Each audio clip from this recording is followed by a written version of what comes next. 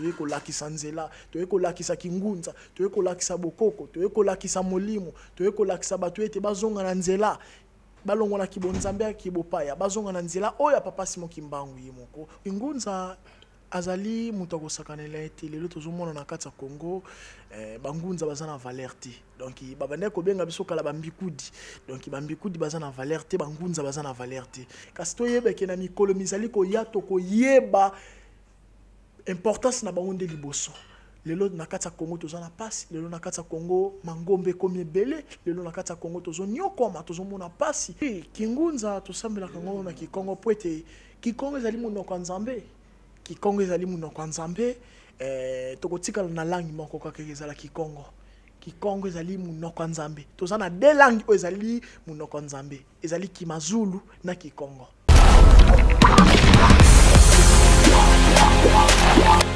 Eli Chigeva, na Mimi Chigeva, mama presidente. Eli Chigeva, na Mimi Chigeva, mama presidente. Eli Chigeva, na Mimi Chigeva, mama presidente. C'est vrai qu'en preuve d'amour, c'est souvent les plus généreux. Un peu si bien mbote. Moi, na yoka kabakolo, aliaka nyama ekilate, mbote encore na bakongomani nyonso, na bangunza nyonso, partout dans le monde, sans exception. Je vous aime tant. Beaucoup tout na motuna lelo a tozana nani pe to yambi nani ba question ezamo ebele donc ya koloba ezamo ebele bino moko beaucoup découvrir ce que nani oyo tozana ye na plateau na journée ya lelo mbote mingi na bana bena Kongo nyonso pe na ba ngunza nyonso boza libanda ya mboka na pesi bino mbote mbote lisu na abonné nyonso ya RD Chikeva TV. Bon, beau s'abonner, bah oh non, bah s'abonner, vraiment occasion yangwana. Ceux qui ont déjà abonné na chaîne ya RD Chikeva, en tout cas, merci merci. Pe ceux qui ont bala ya mbonayo ya koko tapota la émission na chaîne Oyo, oyo bah ko s'abonner. En tout cas, merci. Mbote papa balombi. Mbote papa nangai. Ce qui se présentait en bas liboso pour être ba yebi ote pe ba yebi ba koyeba kombo. Oui papa journaliste, merci na ba op bazotala ngai, merci na yo moko nanu. Kombo nangai ezali papa Chris Balombi Lopez Ndwenga ngunza ya 4e génération oyo tozosala mosala ya papa Simon Kimbangu mfumu Kimbangu mama Kimpavita bango nde banzambe na biso oyo tozali kotombola lotomo na bango, tozali kotombola molimo na bango, ezali kolata biso, ezopesa biso bwani, ezopesa biso mayele ya kosalisa, tozosalisa tozokangola à travers ya bango ba longo na biso, bango bazali ba longo, bazali banzambe na biso. En tout cas, merci beaucoup. Papa Lombi Ndwenga, donc hello nini et puis ça quoi vraiment envie au botama des choses à langunza to eza famille to yomoko kaka autant komi na âge moko c'est décidé pour comme ngunza. Non, kingunza babota makanango fo babie kayoti utali bumba mama na yo faut la missionnaire. Donc nga nazali missionnaire, donc koko na biso azali angolaise, maman zali congolaise, papa zali angolais. Donc na utaki na misala oyo utaki epa ya koko na biso ya mwasi oyo botaki papa azalaki angolaise kombo na ezalaki simple kuntevi Anjonita Vita. Donc azali angolaise azalaki na molimo azalaki ngunza.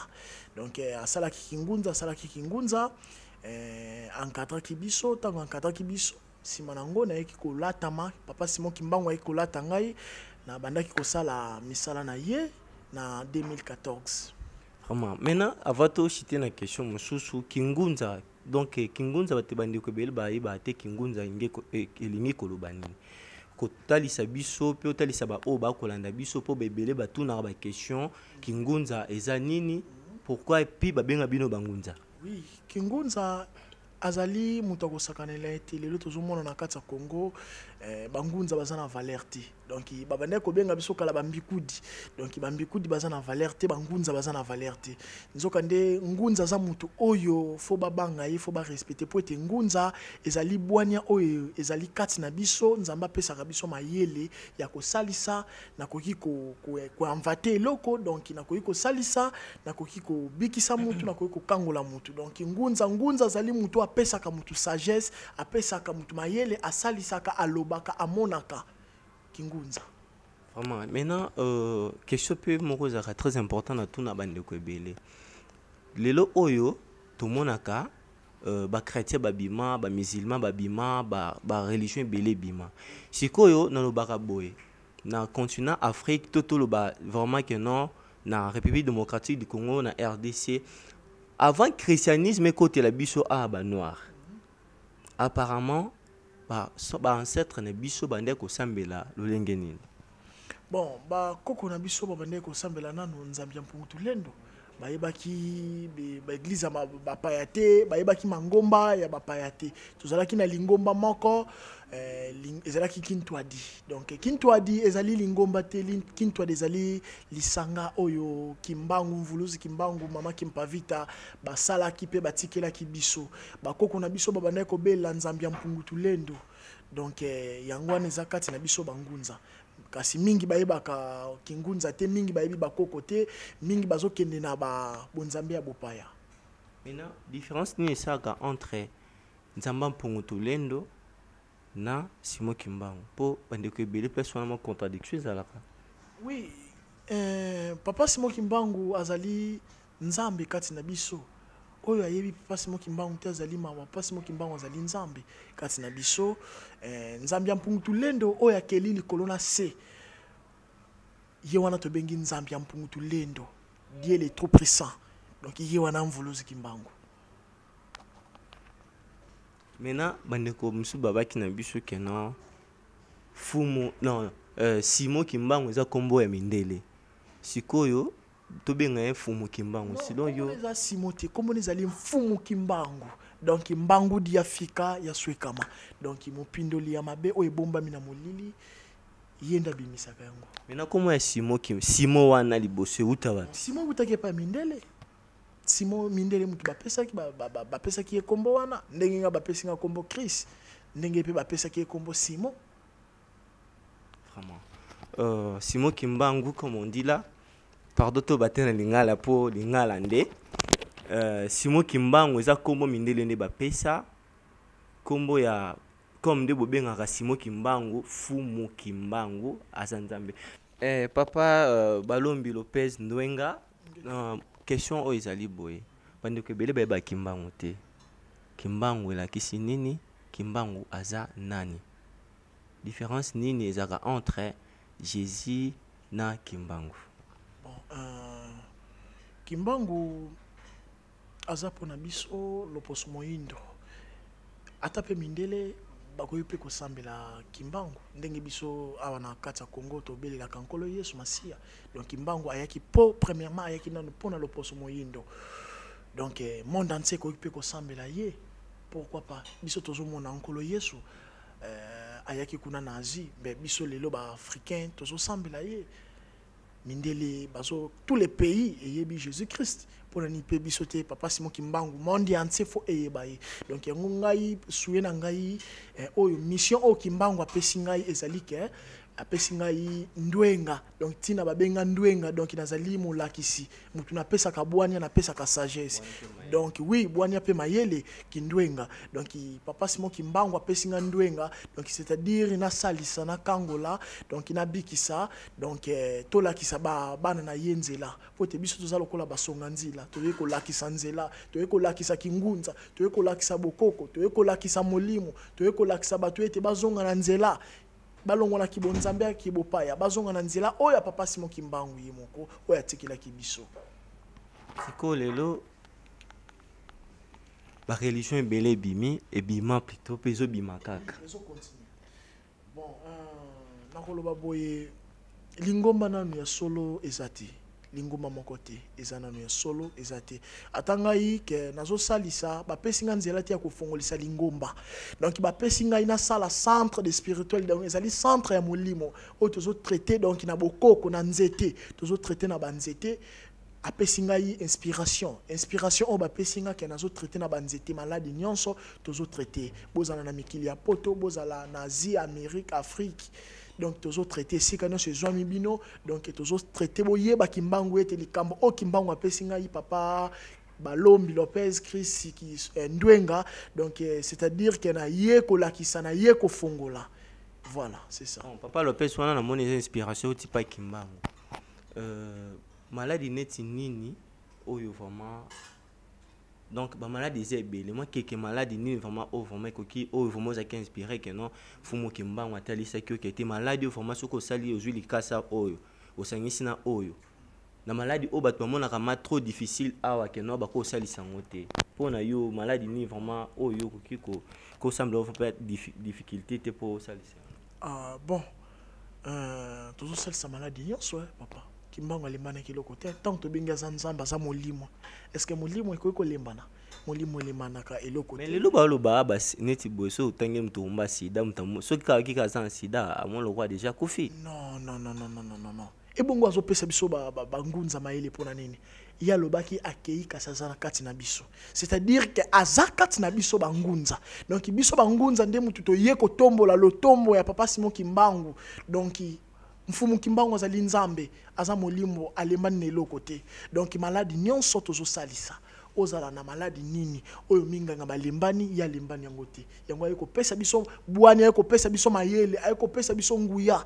ayeko pesa biso ndwenga donc tolakisa na kati ya bana na epote biso zali bangunza bon soki mutu siko aza maladi yango fokaka po na tango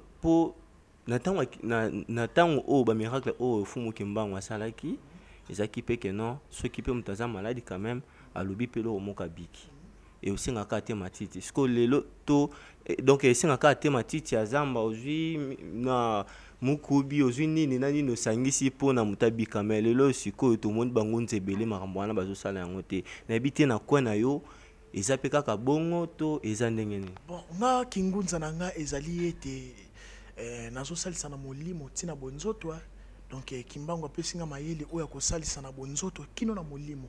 Donc, ceux qui sont à l'hôpital, ils ont un traitement. Premièrement, ils ont une consultation. Consultation, c'est-à-dire que les malades ils ont une donc, vraiment, Papa Balombi Lopez, Chris Ndwenga, donc, ceux qui, premièrement, ont une consultation. Donc, c'est-à-dire consultation, la qui s'amaye o eza ya molimo donc to bengango donc prophétie donc mbikudi donc toko banana partie ya kubikola to yeba mbaso wana zwaki ngo wapi to yeba cancer zwaki ngo wapi to yeba maladie o ezotungisa yo sida zwaki ngo wapi donc toko ko traiter kaka ngulungulu te tozo banana nzela ya consultation si ma consultation que to bandi traitement soki sengeli kaka mai ya pamba olandeli traitement ya mai soki sengeli photo zo mpemba luzibu tolakisa esa bakisi oyo balongo oyo nzambe na biso mfumu Kimbangu apesa ki biso yango tozo salisa na bakisi nyonso ba inspiration toza nango ya bakisi oyo tozo salisa vraiment ezali bongo. Merci beaucoup. Maintenant lelo oyo makomami oyo komeli biso ke non baba na biso. Bon, apparemment na loba siko boye incarnation pa no yo linko loba ni po ete ba mindele ba bana biso kenan laisser les corps enterrer leurs morts. Ba kufi po na biso baza important to baza important. Est-ce que ceux qui ba kufi ba kendaka libela to bazongaka? Non. Lelo tozo mona kaka awa na Afrique muto tozo négliger ba corps ya batu tozo négliger ba cimetière donc cimetière eza lié moko sacré eza lié ya ba longo eza mpembaka lunga mobimbe eza cimetière c'est-à-dire mpembaka lunga eza lokola mokili ya molimo donc ezali biso awa na Congo tozo mona ba kufi lokola biloko pamba tozo kene ko bwaka bango tozo ke ko buka ka ba tombo ya batu nzoka nde mundele na mboka ya mundele donc cimetière eza loko ya ba jeté cimetière yango bombi mboka yango bombi makambo réalité belé na kata cimetière donc milimo wana o ekendaka wana ezali ekenda ko komaka milimo ya peto milimo ya balongo yango to belelaka donc lelo soki mutu azo sambela nzamba bakoko azo loba nini wana eza kindoki wana eza manji wana eza kindoki nzoka nde bakoko babelelaki pe bakoko na biso donc biso pe toza na nzela pe accès ya ko belela pe balongo bazali bakoko oyo bazalaki na bopeto ezalaki bakoko oyo tazomela ne shimbo kazo tumbaku non donc bakoko c'est-à-dire balongo na biso tozo belela ya nzambi ya mpungutu lendo po ete baya ko salisa Kimbangu aza molimo c'est-à-dire tant que tolobi Kimbangu aza molimo Kimbangu azali mpeve donc mpeve yango ezolata biso ezopesa biso bwani ezopesa biso mayele ezopesa biso makambo ya kosala kati na batu babika bazwa luvuvamo c'est-à-dire eza bongo. Maintenant miracle nini o fumu Kimbangu asala et marka vraiment mokili mobimba miracle nini o Kimbangu asala bon nga pona ngai to benga Kimbangu aza prophète Kimbangu akokani na prophète mon côté, akokani na ngunza mon côté, Kimbangu akokani na pasteur mon côté. Donc papa Kimbangu azali nzambe. Kimbangu asala miracle belé, batie na kati ya tono ba soudé, ba boaki na fleuve. Kimbangu atiki ba bilembo belé. Kimbangu abikisi, Kimbangu asalisi, Kimbangu alamusi. Nana kolinga asala 30 ans de prison na kati ya boloko. Nani azate be Kimbangu azali nzambe kati na biso faut reconnaître eloko wana tozonga na kati ya bonzambe soki kutu mindele bazoyeba bango ebongo pourquoi pas biso pe tokoyeba bango tolanda nzela ya Kimbangu tolanda nzela ya mama Kimpavita po ete ba mama Kimpavita tozo négliger ye papa Simon Kimbangu tozo négliger ye kasi toyeba ke na mikolo mizali koya tokoyeba importance na bango nde liboso. Lelo na kati ya Congo tozo na pasi, lelo na kati ya Congo mangombe komi ebele, lelo na kati ya Congo tozo nyokoma, tozo mona pasi. Pona nini tozo nyokoma? Pona nini to bosani kibonzambe. To weleli kokende liboso kasi to bosani sima. Sima na biso banani baza kuna mama Kimpavita, mfumu Kimbangu. Donc c'est-à-dire faut tozonga na kinkulu, tozonga c'est-à-dire na bonzambe. Donc koleka na biso na TV, koleka na biso na ba na internet, ezate po to luka mbongo, to luka batu non. Tozana posa ngai mission oyo batindi ngai ke na ye kopesa message ete to bongama esika nyonso ezwami bana ya mfumu Kimbangu esika nyonso ezwami bana ya mama Kimpavita. Donc to luka ete to tombola honneur ya bangunza to tombola honneur ya mfumu Kimbangu ya mama Kimpavita. Donc biso bangunza papa Simon Kimbangu mama Kimpavita ba pesi biso nguya ba pesi biso bwania sagesse po ete to laksango kati na bino bato obo mona ka bango te po ete biso tozwaka ba message bangunza bazwaka ba message bangunza bazozo inspiration. Donc yango biso toye ko lakisa na bino surtout bato baza ailleurs baza libanda ya mboka ba yeba ete ngonge se koki esengeli ete to salisa tala ba malade ndenge komi ebele tala pasi ndenge komi. Donc biso toye na aide to sala to bikisa to lakisa batu nzela to zongisa batu na nzela c'est ça. Maman bongo eloko balbaki keno bana bilaka bakokende libanda pe bakozonga moment ngone ekoki te ngonga déjà koki ngonga déjà koki ngonga déjà koki yango nazoloba bato baza libanda esengeli bayeba kibonzambe. Donc esengeli batsa biso bato toza awa batsa biso maboko po ete totombola likambo ya mfumu Kimbangu ya mama Kimpavita po ete ba oyo bango baza libanda baza bana bilaka kasi bakei libanda babosani na bango yango tozomona lelo ba malade ekomi kati na bango bazobelaka kimi ezali ti ezo sengela il faut to yeba kibonzambe na biso bino batu bozali libanda kuna botombola kombo ya papa Simon Kimbangu ya mama Kimpavita to mona awa tala awa l'église comme ebele ankolo Yesu Masia okende bo enkolo Yesu kozonga bo église des réveils okende bo église des réveils ezo dominer na biso pourquoi papa biso to tsango libanda to kende liboso mokile yeba Kimbangu azali nani mama Kimpavita azali nani. Ndeko belé babi ke bangunza bazaki ka batumolo wa bakisi batabakisi oui ndeko na ngai donc biso bangunza tozana valeur te tozana valeur te bangunza bazo considérer biso te ata biso moko a na kati RDC bazo considérer biso te Kimbangu ye moko kutu bandima ki yete Kimbangu ye moko ba considérer ki yete bongo biso bangunza ba ko considérer biso ba considérer biso lo ni sala po ba considérer bino te. Donc il faut biso to yana solo ndie tozana solo tozo salisa batu na bo solo biso to bimisaka biloko na nzoto te biso tozolakisa batu tozonga na nzela batu batika mabe basala malamu lelo mutu azomona ne azosala ne mabe azotrouvango normal. Donc biso toye na solo donc solo wana papa Simon Kimbangu alisa ki basali na ye na 1921 yango biso tozana ngo toye na solo ezalaka bololo te oui. Donc yango biso toye na solo bangunza moye ba considérer biso ezate pona nini toye to lakisa nzela toye to combattre bangunya na biso bakotelemi na biso kaka bako considérer biso te c'est ça.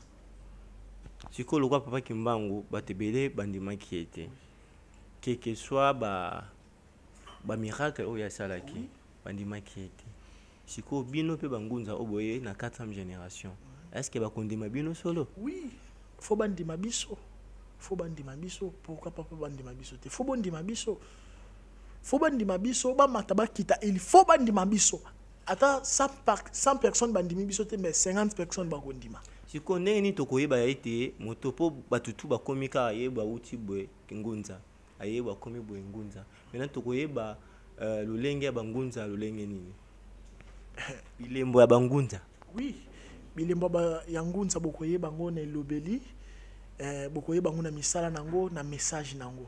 Donc c'est-à-dire que o ngai na ye na lobi na bino que nga kingunza o bapesi ngai ko salisa, bapesi ngai ko loba, bapesi ngai message, bapesi ngai 3 biloko. Donc bapesi ngai na ndwengisa. Donc bapesi ngai message, bapesi ngai donc don ya ko salisa na kata banzete. Bapesi ngai ba don wana. C'est ça. Vraiment. Donc banzete nde yango ezo salisa. Fumu kimbangu nzambi. Ndenge bandeko fumu kimbangu aza nzambe bandeko na biso bokenda babeke nongonga deje bele mi fo sa nini bozonga. Maintenant oko relate biso mo moke pona mama qui panvita po batebele ba okaka mama qui panvita mais ba bate importance ya mama qui panvita to ba eloko ba biloko nini mama qui panvita sala po batebele ba yokaka. O relate biso mo moke pona ma etali mama qui panvita.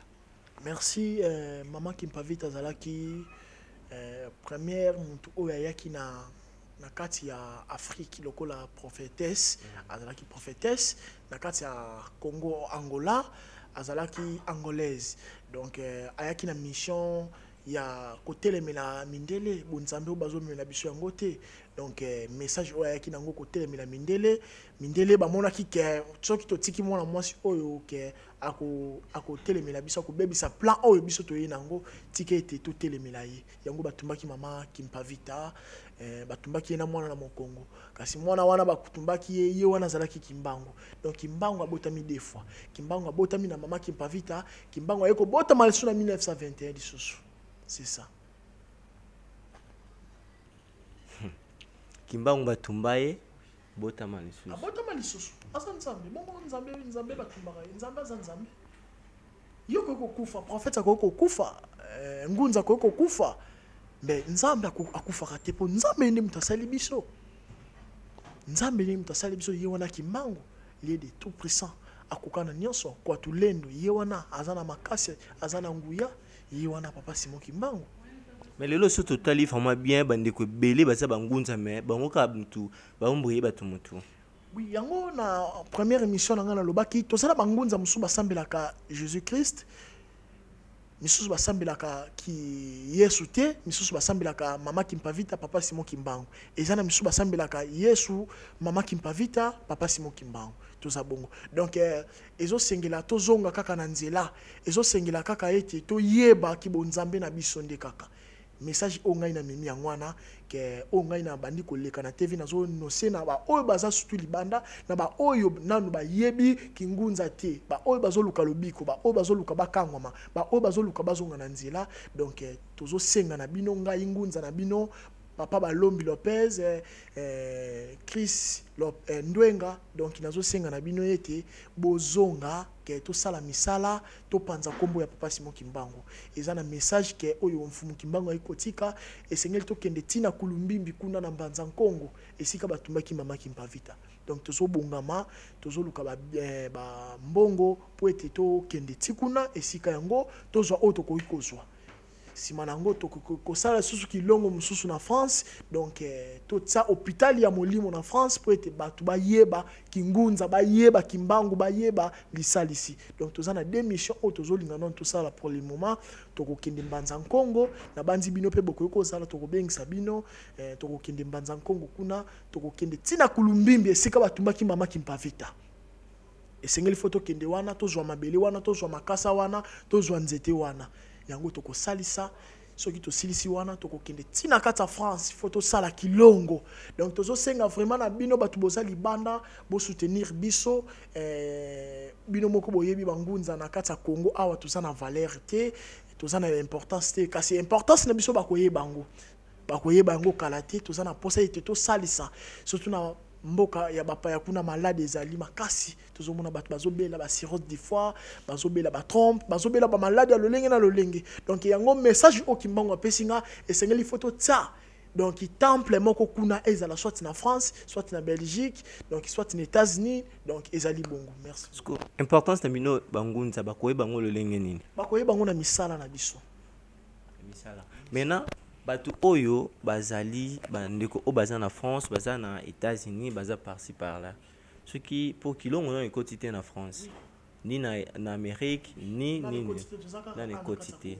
Mais na bandeko oyo bazali banda ya mboka. Ce qui problème est ju bango par rapport yo ozali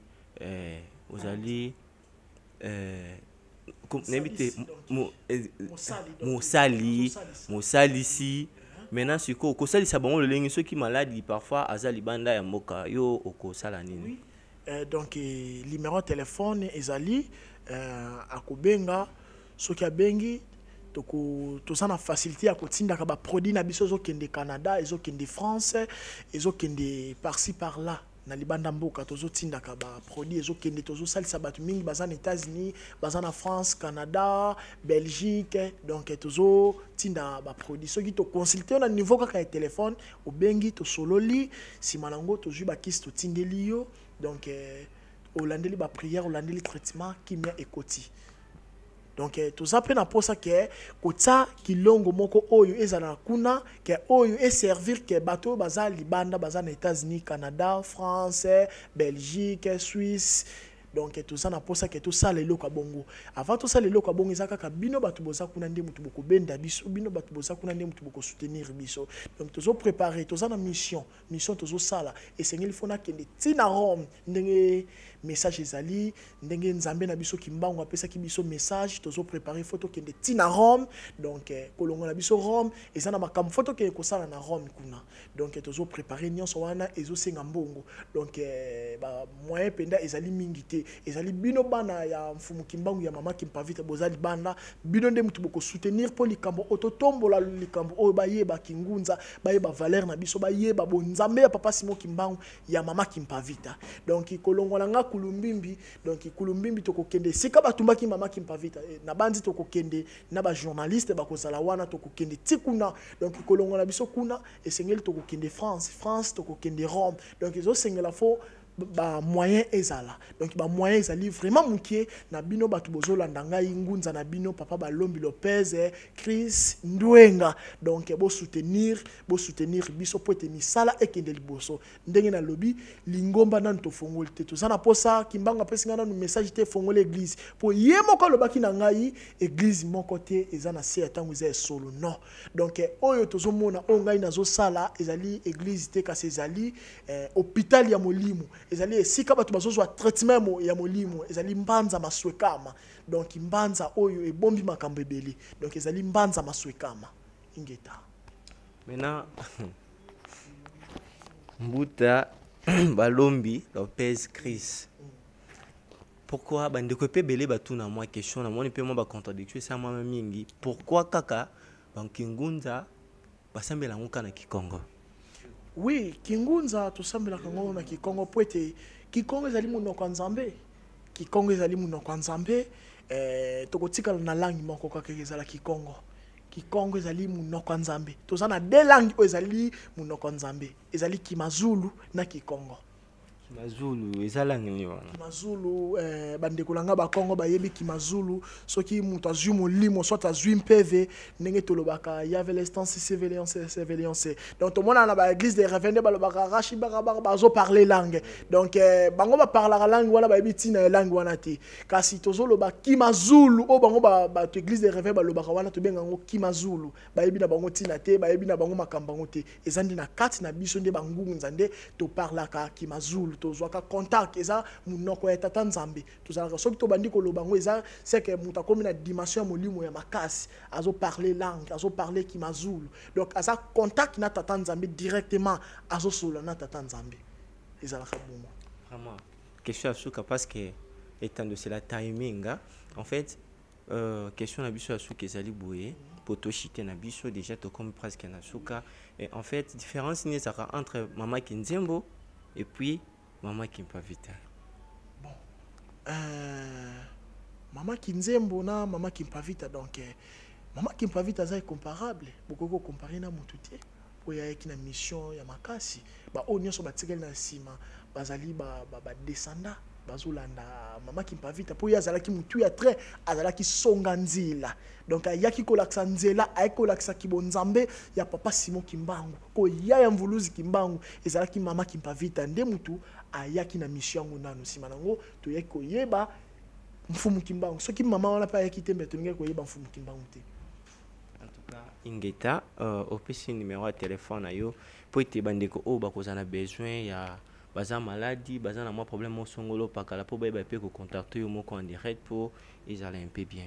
Merci beaucoup. Numéro nangai ezali na WhatsApp auto monde entier zo bengela ngai ezali 089 85 93 089 plus 243 85 93 089 na suka ezali yangwana pour une belle audition au bandela pe pour battre sous parfois bakipien ezali plus 243 85 93 089 ezali 089 85 93 089 soko benginga nyonso nazali nazo yamba na bonzoto tina molimo nazo yamba mabondeli pe tozo sala na partie kaka ya téléphone na ba oyo bazali libanda.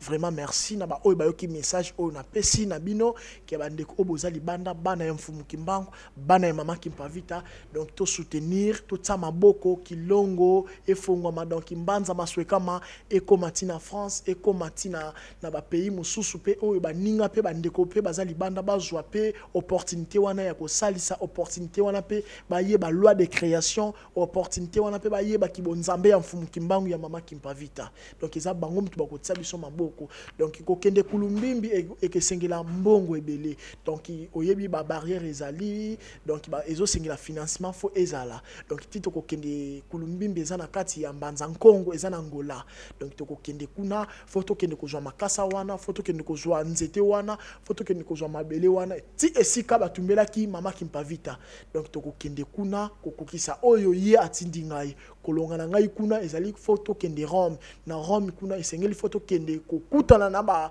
oyo baza kuna to expliquer bango kibonzambe ya mfumu Kimbangu ya mama Kimpavita kolonga na ngai Rome ezali kokita France foko tsaki longo oto bengi mbanza maswekama po ete eyeba na monde entier ezali lokola hôpital ya molimo tozo kindaka hôpital bazo tsaka biso ba pervision bazo pesa biso batonga pourquoi pas pe biso pe tokoko za hôpital ya molimo hôpital ya Kimbangu ya molimo oto zo traiter.